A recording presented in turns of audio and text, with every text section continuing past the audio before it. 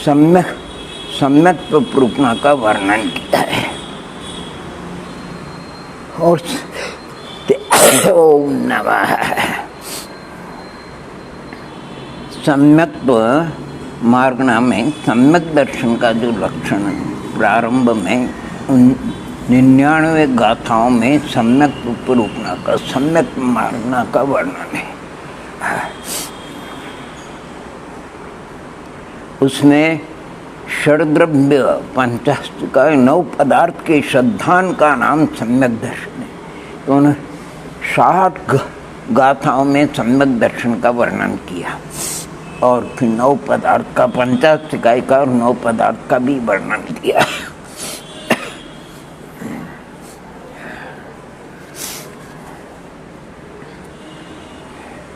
उसमें पुद्गल द्रव्य का वर्णन करते हुए सभी आप भव्यात्मा जानते हैं। पुद्गल परमाणु स्कंद है, 2 भेद की है। इस लोक में परमाणु भी अनंत अनंत है और स्कंद तो है ही है। वो स्कंद 3 प्रकार के होते हैं, संख्यात परमाणु के, असंख्यात परमाणु के और अनंत अनंत परमाणु के या अनंत अनंत परमाणु। संख्यामान को जो भव्यात्मा आत्मसात कर देता है उसको बहुत ही अच्छी तरह समझ में आ जाता है।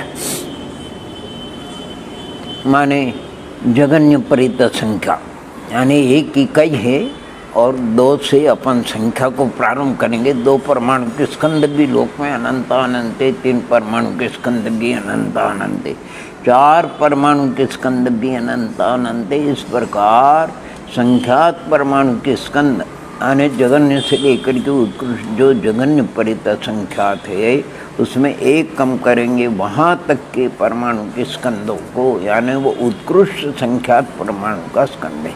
और जगन्य परित संख्यात ये असंख्यात परमाणु का जगन्य स्कंद है, सबसे कम परमाणु का। और उत्कृष्ट जगन्य परित अनंत, उसमें एक परमाणु कम करो और उतने परमाणु की जो स्कंद वर्गणा है वो उत्कृष्ट असंख्यात परमाणु की होती है। और इसके बाद अनंत परमाणु की वर्गणाएं प्रारंभ हो जाती है। अणुवर्गणा को, अणु को उपचार से वर्गणा कहते हैं। बाकी संख्यात अणुवर्गणा, असंख्यात अणुवर्गणा और अनंत अणुवर्गणा, इसके बाद जितनी वर्गणा है सब अनंत अनंत परमाणु की, अनंत अनंत परमाणु की वर्गणा है। पुद्गल का आपको पंचास्त्रिकाएँ आदि सभी तत्पार सूत्र, पंचम अध्याय आदि सभी ग्रंथ राजों में 10 प्रकार से भी पुद्गल स्कंदों का वर्णन किया। द्रव्य संग्रह आदि में सद्दो बंदो सुमो थुगो संठान वेद मुझे, अर्थात पुद्गल द्रव्य का उन्होंने 6 प्रकार से भी वर्णन किया। स्कंदों का बादर बादर बादर बादर सूक्ष्म सूक्ष्म बादर सूक्ष्म सूक्ष्म सूक्ष्म आदि इस प्रकार का भी, यानी बादर सूक्ष्म सूक्ष्म बादर और फिर सूक्ष्म और सूक्ष्म सूक्ष्म इस प्रकार स्कंदों का उदाहरण भी दिया है। जो टूट करके नहीं मिलता है वो बादर बादर है, जलादि है वो बादर है, और चक्षु इंद्रिय का विषय बनता है इसलिए तो बादर है, लेकिन वो फिर भी इंद्रियों के द्वारा पकड़ में नहीं आता है इसलिए उसको बादर सूक्ष्म का। और जो अन्य इंद्रियों का विषय तो बनता है लेकिन चक्षु का नहीं बनता है इसलिए उसको सूक्ष्म बादर का है। और इसके बाद की जो वर्गणा है वो सूक्ष्म है, कारमान आदि जितने भी, और सूक्ष्म सूक्ष्म तो और भी ये कारमान वर्गणा वगैरह। पुद्गल का 4 प्रकार से भी वर्णन किया, स्कंद, देश, प्रदेश और अणु। जगन्य से जगन्य स्कंद कैसा होता है? 8 परमाणु का जिसमें लंबाई चौड़ाई मोटाई होती है, स्कंद देश जिसमें लंबाई चौड़ाई होती है, और प्रदेश जिसमें लंबाई होती है, यानी 2 परमाणु, और परमाणु जिसमें लंबाई चौड़ाई कुछ भी नहीं होती, आदि मध्य अंत नहीं होता है। एक परमाणु के पास में दूसरा परमाणु रख दोगे तो लंबाई बन जाएगी, 2 और पास में रख दोगे तो चौड़ाई बन जाएगी, और 4 ऊपर रख दोगे तो मोटाई बन जाएगी। इस प्रकार स्कंद, देश, प्रदेश और अणु। यहाँ हम 23 प्रकार की वर्गणाओं का थोड़ा चिंतन करेंगे और आप सभी भव्यात्मा जिनवाणी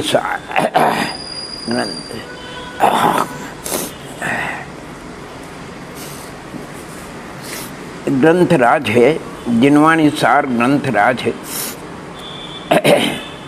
हमारे पास में, जो भव्यात्मा निरंतर प्रतिदिन स्वाध्याय में भाग लेते हैं उनकी भावना हुई कि जीव कांड के कुछ ऐसे विषय कृष्ण है, कर्म कांड के हैं, लब्धि सार क्षपना सार के हैं, कुछ त्रिलोक सार त्रिलोक प्रज्ञप्ति के हैं।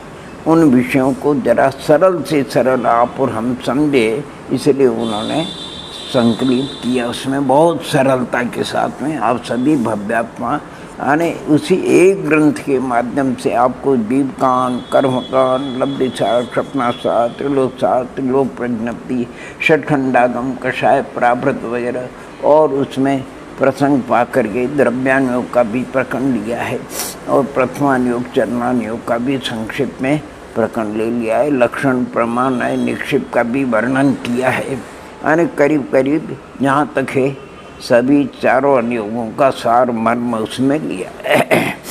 यहाँ 23 प्रकार की जो वर्गणा है उन वर्गणाओं कर रहे थे और वही सम्यक मार्गणा में जहाँ षड्द्रव्य में पुद्गल द्रव्य का वर्णन है वहाँ वर्गणाओं का बहुत सुंदर वर्णन किया। आप जरूर अवलोकन करेंगे और जिनमारी सार में उसका सार भी दिया है।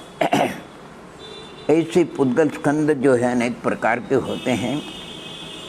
वर्गणा वही वर्गणा को पुद्गल माने वर्गों के समूह को वर्गणा कहते हैं आदि आदि। जीव से पृथक भूत किंतु बंधने योग्य जो पौद्गलिक कर्म अनोकर्म पुद्गल स्कंद है उनकी बंधनीय संज्ञा है। ये बंधे कर्म अनोकर्म पुद्गल स्कंद द्रव्य क्षेत्र काल भाव के अनुसार वेदन योग्य होते हैं। सभी पुद्गल स्कंद बनने योग्य नहीं होते, किंतु 23 प्रकार की वर्गणाओं में जो ग्रहण प्रायोग्य वर्गणा है वे जब आत्मा के योग द्वारा आकृष्ट होकर के कर्म और नो कर्म रूप से परिणित होकर आत्मा के साथ बंध को प्राप्त होती है तब जा कर के, और जब काल आवे यानी उदय काल, तब वेदन योग्य होती है वर्गणा। वर्गणा के दो भेद है, अभ्यंतर और बाह्य। अभ्यंतर वर्गणा भी एक श्रेणी अर्थात 23 वर्गणा है और नाना श्रेणी वर्तमान किसी एक काल में कितनी कितनी पाई जाती है, अर्थात 2 परमाणु के स्कंद कितनी वर्गणा है, 3 परमाणु अनंत अनंत है भैया जी। 100 परमाणु के स्कंद भी जगत में अनंत अनंत है। बाह्य वर्गणा अर्थात शरीर ही और शरीर रूपना जीव के प्रत्येक व साधारण शरीर लेना, प्रत्येक शरीर और साधारण, और शरीर रूपणा 5 प्रकार के शरीर होते हैं, वो औदारिक, वैकृत, आहरक, तेजस और कारण।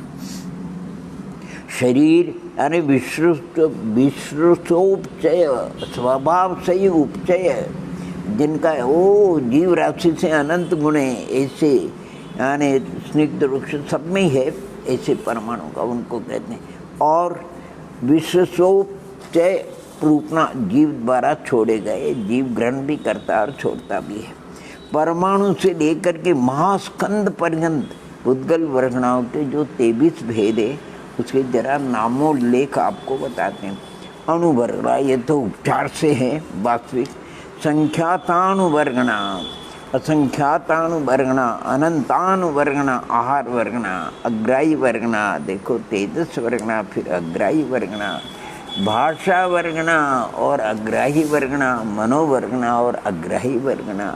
इसके बाद कार्मान वर्गणा, ध्रुव वर्गणा, शांत निरंतर वर्गणा, शून्य वर्गणा, प्रत्येक शरीर वर्गणा, ध्रुव शून्य वर्गणा, बादल निगोद वर्गणा, शून्य वर्गणा, सूक्ष्म निगोद वर्गणा, नभो वर्गणा माने शून्य वर्गणा और महास्कंद वर्गणा। ये 23 प्रकार की वर्गणा है। अणुवर्गणा को छोड़ करके बाकी सभी वर्गणाओं में जघन्य, मध्यम, उत्कृष्ट भेद है। प्रत्येक उत्कृष्ट में उससे एक परमाणु अधिक होने पर उससे ऊपर की आगे की वर्गणा का जघन्य भेद हो जाता है। यानी संख्यातानु वर्गणा का जो उत्कृष्ट भेद है उसमें एक मिलाएंगे तो जघन्य परिता संख्यात परमाणु की संख्यातानु वर्गणा का जघन्य भेद आ जाएगा। इसी प्रकार आगे भी समझ लेना। अणुवर्गणा उसमें उत्कृष्ट जघन्य भेद नहीं, एक एक परमाणु को अणुवर्गणा, और संख्यातन जगन्य 2 अणु का स्कंद और गुणकार का प्रमाण अपने उत्कृष्ट में जगन्य का भाग देने से जो लब्ध आवे उतना। इस गुणकार के साथ जगन्य का गुणा करने से अपना उत्कृष्ट भेद निकलता है। असंख्यातानुवर्गणा गुणकार का प्रमाण अपने उत्कृष्ट में जगन्य का भाग देने पर जो लब्ध आवे उतना है। इस गुणकार के साथ जगन्य का गुणा करने से अपना उत्कृष्ट भेद निकलता है। अनंतानुवर्गणा सिद्ध राशि के अनंत में भाग का अपने जगन्य में भाग देने से जो लब्ध आवे उसे अपने जगन्य में मिलाने से या गुणा नहीं मिलाने से जो उसका उत्कृष्ट भेद निकलता है। आहार वर्गणा सिद्ध राशि के अनंत में भाग का अपने जगन्य भाग देने से जो लब्ध आवे उसे अपने जगन्य में मिलाने से उसका उत्कृष्ट भेद निकलता है आहार वर्गणा का। और बीच में अग्राही वर्गणा आती है, यानी बीच की जो जीव जिसको ग्रहण नहीं करता है उसमें भी जगन्य मध्य उत्कृष्ट अनेक भेद है। और फिर तेजस वर्गणा आती है, इसके बाद अग्राही वर्गणा आती है, फिर भाषा वर्गणा आती है जो शब्द रूप प्रणमन होती है, फिर बीच में अग्राही वर्गणा है, फिर मनोवर्गणा जो द्रव्य मन रूप प्रणमन करती है, और इसके बाद अग्राही वर्गणा, और फिर कारमान वर्गणा है, और 14वीं वर्गणा है ध्रुव वर्गणा। उत्कृष्ट भेद निकालने के लिए गुणकार का प्रमाण जीव राशि से अनंत गुना है। उस गुणकार के साथ जगन्य भेद का गुणा करने से यानी ध्रुव वर्गणा का उत्कृष्ट भेद निकलता है। शांत निरंतर वर्गणा है, यानी परमाणु के शांत निरंतर। देखो मान लो 100 परमाणु की वर्गणा, 101 के, 102 के, 103 के, 104 परमाणु की वर्गणा है, और 105 से लेकर के 110 तक कोई वर्गणा परमाणु का स्कंद ही नहीं, फिर 111, 112 आदि, तो इसको शांत निरंतर वर्गणा कहते हैं। और शून्य वर्गणा यानी वर्गणा ही नहीं है, परमाणु के स्कंद ही नहीं, उनको बीच में क्या कह दिया, शून्य वर्गणा। विशेष जोगी हो शास्त्रानुसार आप समझे। प्रत्येक शरीर वर्गणा इसका गुणकार पल्ली के असंख्यात में भाग है। इस गुणकार के साथ जगन्य भेद का गुणा करने से उत्कृष्ट भेद निकलता है। ध्रुव शून्य वर्गणा ये सदा इसका गुणकार मिथ्यादृष्टि जीव राशि से असंख्यात लोक का राशि में असंख्यात लोक का भाग देने से जो लब्ध आवे उतना है। इस गुणकार के साथ जगन्य भेद का गुणा करने से उत्कृष्ट भेद का प्रमाण निकलता है। बादर निगोद वर्गणा हो ये 19वीं देखो गुणकार का प्रमाण जगत श्रेणी का संख्यात में भाग है, यानी गुणकार की प्रमाण से अपने जगन्य का गुणा करने से उत्कृष्ट भेद प्रमाण निकलता है। और शून्य वर्गणा 20 में भी इसके गुणकार का प्रमाण सूच्यंगुल का संख्यात्मा भाग है। इस गुणकार के प्रमाण से जगन्य का गुणा करने से उत्कृष्ट भेद का प्रमाण निकलता है। और सूक्ष्म निगोद वर्गणा 21 में गुणकार का प्रमाण पल्य का असंख्यात्मा भाग है। गुणकार के प्रमाण से जगन्य का गुणा करने से उत्कृष्ट भेद का प्रमाण निकलता है। नभो वर्गणा गुणकार का प्रमाण जगत प्रतर का असंख्यात्मा भाग है। गुणकार के प्रमाण से जगन्य का गुणा करने से उत्कृष्ट भेद का प्रमाण निकलता है। और अंत की 23 में महास्कंद वर्गणा प्रतिभाग का प्रमाण पल्य का असंख्यात्मा भाग है। इसके जगन्य भेद में पल्य का असंख्यात्मा भाग का भाग देने से जो लब्ध आवे उसको जगन्य के प्रमाण में मिलाने से हो। 6 वर्गणा ऐसी जिसमें मिलाना माने गुणकार नहीं होता, उसमें उसका भाग कुछ मिलाया जाता है, वो उत्कृष्ट भेद निकलता है। अणुवर्गणा उपचार से कही गई, बाकी संख्यातानुवर्गणा से शुरू हो करके जगन्य परित असंख्यात से एक कम तक ये सब संख्याता और असंख्यातानुवर्गणा जगन्य परिता संख्यात से जगन्य परितानंत से एक कम तक, और फिर अनंतानुवर्गणा जगन्य परितानंत से अनंतानंत तक मध्यम अनंतानंत। ध्रुव वर्गणा संख्या जो कि त्यों बनी रहती इसलिए उसका नाम ध्रुव वर्गणा है, और उससे ध्रुव वर्गणा। अब शून्य वर्गणा यानी अतीत अनागत और वर्तमान काल में इस रूप से परमाणु पुद्गलों का संचय नहीं होता, तो शून्य वर्गणा सार्थक नाम है। ये सदा शून्य रूप से अवस्थित रहती है। प्रत्येक शरीर बादल निगोद सूक्ष्म निगोद ये घर के समान है। 23 प्रकार की वर्गणाओं में से अणुवर्गणा में जघन्य उत्कृष्ट भेद नहीं है। शेष 22 जाति की वर्गणाओं में जघन्य उत्कृष्ट भेद तो मध्यम तो है ही है। तथा इन 22 जाति की वर्गणाओं में भी आहार वर्गणा, तेजस वर्गणा, भाषा वर्गणा, मनोवर्गणा, कार्मान वर्गणा, ये 5 ग्राह्य वर्गणाएं और एक महास्कंद वर्गणा, इन 6 वर्गणाओं के जघन्य से उत्कृष्ट भेद प्रतिभाग की अपेक्षा से, किंतु शेष 16 जाति की वर्गणाओं के जघन्य उत्कृष्ट भेद गुणकार की अपेक्षा है। सबका गुणकार समान नहीं, अलग अलग। अग्राह्य वर्गणा जीव के द्वारा अग्राह्य होने से शरीर आदि के कार्यों में नहीं आती है। आहार वर्गणा से पूर्व तक की चारों वर्गणाएं अग्राह्य अर्थात किसी भी जीव के द्वारा इनका कभी भी ग्रहण नहीं होता है। आहार वर्गणा की परमाणु से सब भव्यात्मक औदारिक वैकृत आहार शरीर का निर्माण होता है, ये 5वीं वर्गणा। तेजस वर्गणा से तेजस शरीर का निर्माण होता है। इलेक्ट्रिक बॉडी जो सब जीवों को होती है वो तेज कंध से निकलने वाला रिद्धि वाला नहीं हो, ये यानी निःसरणात्मक वो नहीं, अनिःसरणात्मक है। यह 7वीं वर्गणा है। और भाषा वर्गणा की परमाणु ही विविध प्रकार की भाषाओं के रूप में शब्द रूप से परिणमित होकर के बोले जाए, करने का विषय बन जाए। 9वीं वर्गणा है। मनोवर्गणा के परमाणु से द्रव्य मन का निर्माण होता है। ये 11वीं वर्गणा है। कारमान वर्गणा के पुद्गल स्कंध ही ज्ञानावर्णादि 8 कर्मों के रूप में परिणमित होते हैं, ये 13वीं वर्गणा है। फिर आगे ध्रुव वर्गणा है, शून्य वर्गणा है, अग्राह्य आदि सब। शांत निरंतर वर्गणा भी समझ लेना भाई। इसी प्रत्येक शरीर वर्गणा कर्म और 9 कर्म स्कंदों को कहते हैं। ये पृथ्वी जल अग्नि वायु देवनार की 6ठे गुण स्थान में जो आर्क शरीर होता है और के भगवान का शरीर, इन शरीरों में निगोदिया जीव नहीं होते, न उत्पन्न होते, न रहते। इन 8 जीवों के शरीरों की सिवाय शेष जितने संसारी हैं उनके शरीर में निगोद जीवों से युक्त है, वो निगोद से भरे, या वे स्वयं निगोद रूप साधारण शरीर है। यह 17वीं वर्गणा है। बादर निगोद वर्गणा क्षपित करवाण विधि से आए हुए 12वें गुणस्थान प्रति मुनि के अंत समय में जो प्राप्त होती है। 12वें गुणस्थान के अंतिम समय में मरने वाले जितने बादर निगोदिया जीव है उनके विश्वोपचय सहित कर्म और 9 कर्म वर्गणाओं के समुदाय को जगन्य बादर निगोद वर्गणा कहते हैं। और उत्कृष्ट बादर निगोद वर्गणा स्वयंभू नमन समुद्र में उत्पन्न मूली आदि के शरीर में होती है, ये 19वीं वर्गणा है। सूक्ष्म निगोद वर्गणा ये सूक्ष्म निगोद जीवों के होती, अनंत निगोदिया जीवों का एक शरीर होता है और उस शरीर में एक पुलवी और आंवली के संख्यात में भाग प्रमाण पुलियों का एक स्कंद होता है।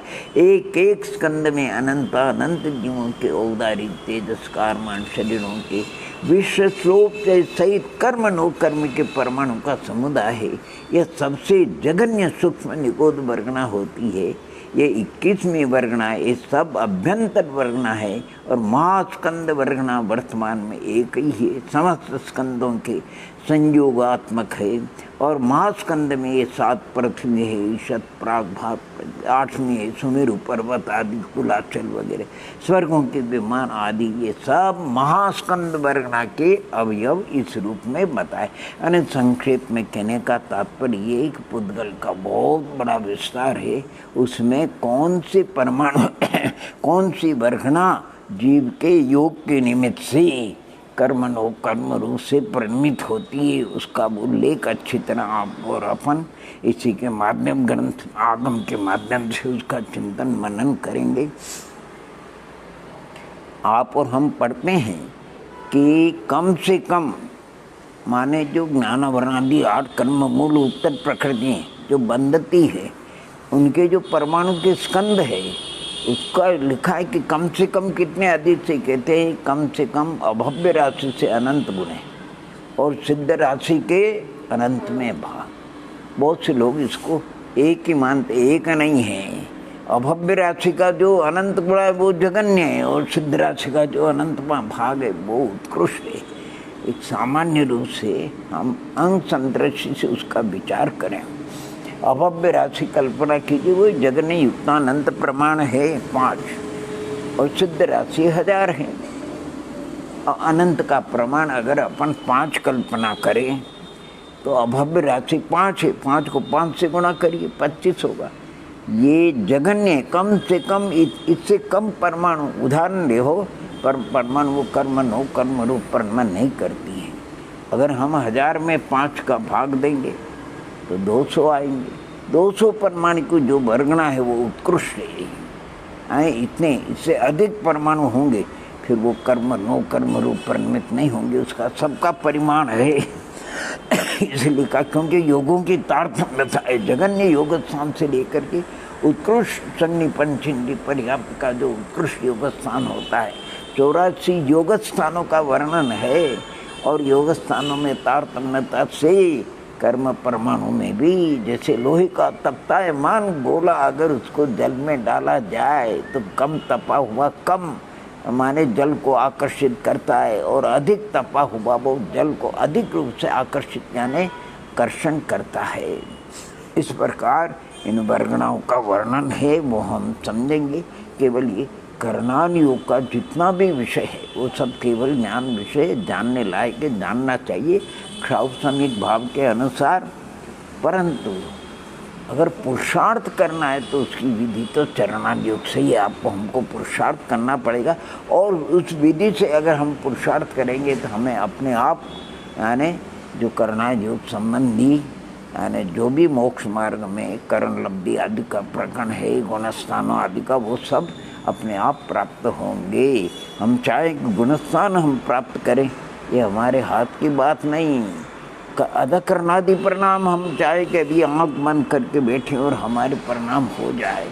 हमें तो चरणान योग की पद्धति से, द्रव्यान योग की पद्धति से आगम को सर्वोपरि मान करके पूर्वापरदोषों से रहित तत्व का जो मूल जीवादि तत्वों का हमारे षड्द्रव्य पंचद्रव्य गुण है उपादेय, उसका बहुत ही तन्वय हो करके उसका चिंतन मनन करेंगे और अपने भाव वासना में आ जाएंगे। जैसा जिनेन्द्र भगवान की वाणी में आया, गणधर देव ने जाना और ग्रंथों में जैसा उल्लेख है वैसा ही वस्तु स्वरूप है। ईश्वर षड्द्रव्यों का स्वरूप है, स्वपर का स्वरूप है उपाय, यानी वैसा ही स्वरूप है, था, है और आगे भी इस प्रकार का अपना श्रद्धान हो जाए। श्रद्धान के बाद ज्ञान सम्यक होता है और सम्यक होने पर सम्यक श्रद्धा ज्ञान सम्यक क्या हमारे देखो छदालकार ने क्या सम्यक श्रद्धाधारी से वो सम्यक ज्ञान, और सम्यक ज्ञानी हो गए तो क्या बहुरी दृढ़ चारित्र लीजिए, यानी चारित्र को अंगीकार करना चाहिए। क्या सुंदर वर्णन है ग्रंथकारों का। और सम्यक दर्शन हो जाने पर, वास्तविक सम्यक दर्शन होने पर चटापटी लगती है। मैं कब संयम को धारण करूं, कब मैं चारित्र को अंगीकार करूं। चरणान योग की पद्धति से महाव्रति अल्पशक्ति होता तो अनुव्रति बनता, फिर महाव्रति बन करके जब तक महाव्रत कोई भी चरणान योग की पद्धति से जब तक अनुव्रत धारण नहीं करता है, जीवन में आत्मसात नहीं करता है, तब तक उसको संयम असंयम लब्धि कभी हो सकती नहीं। 2 चौकड़ी का अभाव हो। और जब तक महाव्रति नहीं बनता है तब तक यानी तीसरी चौकड़ी का भी अभाव हुए बिगड़, यानी जब महाव्रति होगा उसी को तीसरी चौकड़ी का अभाव होगा और संयम लब्धि की प्राप्ति होगी, वही 6ठे 7वें गुणस्थान में झूलेगा। यानी यही वस्तु स्वरूप है। बहुत से भद्र परिणामी समझते ने माने एलक महाराज ही, अगर उनको लंगोटी है तो उनको लंगोटी रहते हुए, लंगोटी का ममत्व रहते हुए उनको उत्कृष्ट संयम संयम लब्धि भी नहीं हो सकती। तो अपरामत दशा होने का तो प्रश्न नहीं है। जब वो लंगोटी का यानी चरणानुयोग की पद्धति से गुरु साक्षी पूर्वक उसका ममत्व छोड़ देंगे और निर्ग्रंथ 28 मूल गुणों को धारण करेंगे। जब उन्होंने 28 मूल गुणों को धारण किया, वो संयम लब्धि है। अब उछल करके वो अपरमत दशा को संयम लब्धि, पहले अप्रमत दशा में जाते फिर प्रमत दशा में आते। अरे प्रथम गुणस्थान वृत्ति भी महावृत्ति 28 मूल गुणधारी, अगर 3 करण की विशुद्धि उत्कृष्ट बढ़िया होती तो अप्रमत दशा में जाते फिर प्रमत में आते हैं। वो तो पंचम में भी जा सकते हैं संयम असंयम लब्धि, और चौथे में भी जा सकते हैं। लेकिन जो अवृत्ति होती है वो मात्र चौथे में यानी सम्यक्त को ही प्राप्त करते हैं। और जो अनुवृत्ति होते हैं, नैष्ठिक होते हैं, प्रतिमाधारी, वो सम्यक्त को भी प्राप्त करते हैं और संयमा संयम लब्धि को भी प्राप्त करते हैं। और जो महावृत्ति मुनिराज होते हैं वो माने चतुर्थ गुण स्थान को भी प्राप्त, संयमा संयम लब्धि को भी प्राप्त कर और संयम लब्धि को भी प्राप्त कर सकते हैं।